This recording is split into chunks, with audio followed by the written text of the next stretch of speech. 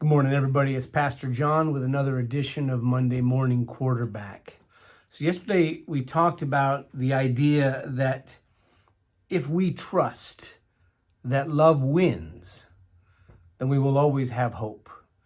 And that's kind of what Paul was talking to the church in Corinth about, trusting that love wins, that God wins.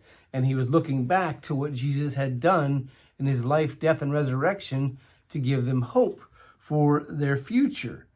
But the whole point was that if we trust that love wins, then we will have hope.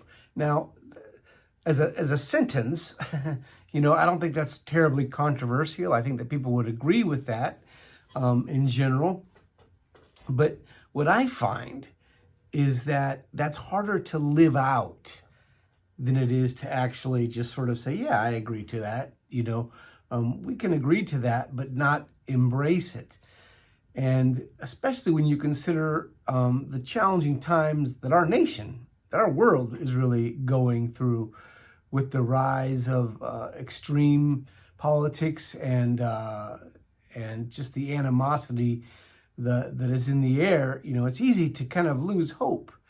And so it's really important that we remember that if we trust that love wins, they will always have hope. That doesn't mean problems are going to go away. That doesn't mean we're going to feel better about everything. That certainly doesn't mean we have to put our head in the sand. In fact, hope should inspire us to action, But the way I sort of think about it, what does it really look like to trust that love wins and thus have hope? What does that look like in our lives?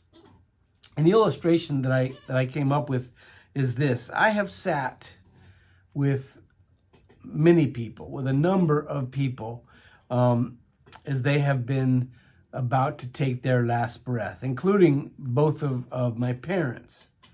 And facing eternity, not one of those people wish they had more time for work. Not one of those people wish they had more money. Not one of those people wish they had achieved more prestige in their chosen field of endeavor.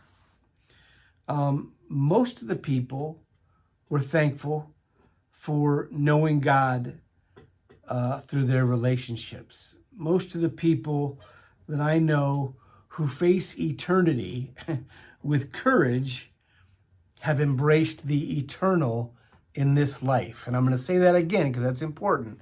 Most of the people that I know that have faced eternity with courage have embraced the eternal in this life. Okay? And so what that basically means is we're talking about our focus. What we think about, what we prioritize, that's where our hope is.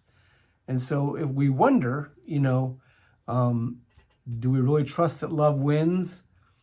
Well, are we acting in a way that will help love to win? Or are we sitting back, wringing our hands and thinking, oh, Lord, why can't you make all this weirdness go away? We act on the things that we hope for. So I hope that we all hope that love wins and that we all choose to act in a way that reflects that hope. Have a wonderful week, my friends.